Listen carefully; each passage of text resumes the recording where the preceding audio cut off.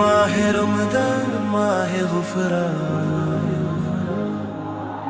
شریعت مطہرہ کا جو مزاج ہے وہ مالی امداد یا صدقات یا زکوٰۃ کے سلسلے میں امپاورمنٹ ہے۔ اللہ کے نبی صلی اللہ علیہ وسلم کے پاس ایک شخص مانگنے آیا تو نبی کریم صلی اللہ علیہ وسلم نے اسے ایک کلہاڑی دی اور لکڑیاں کاٹنے کے لیے کہا۔ ہمارے یہاں پر زکوٰۃ صدقات میں یہی چیز ملحوظ ہونی چاہیے کہ جن کو ہم اپنی زکوٰۃ دے رہے ہیں کیا وہ خود کفیل بن رہے ہیں یا نہیں۔ تو خوب سمجھ لینا چاہیے کہ جو زکوٰۃ کے مستحقین ہیں ان کی ایک ریکوائرمنٹ اور ایک نیڈ تو یہ ہے کہ جو فوری طور پر پیسے خرچ کر کے اس کو پورا کیا جائے، جیسے کھانا پینا ہے، کپڑا ہے، شادی ہے۔ لیکن اس کے علاوہ ان کی ایک دوسری نیڈ ہے اور دوسری ریکوائرمنٹ ہے اور وہ سیلف سسٹینیبلٹی ہے، وہ امپاورمنٹ ہے۔ مثلا ان کو کوئی ہنر سکھا دینا، کوئی کورس کروا دینا، بزنس کے لیے ایک دکان ڈلوا دینا، ذریعہ معاش کے لیے کچھ رہنمائی کر دینا۔ کم سے کم آئندہ اگر وہ زکوٰۃ دینے والا نہ بنے، کم سے کم مانگنے والا نہ بنے، وہ خود کفیل ہو کر اپنے گھر والوں اور اپنے بچوں کی کفالت کر سکے، اور اگر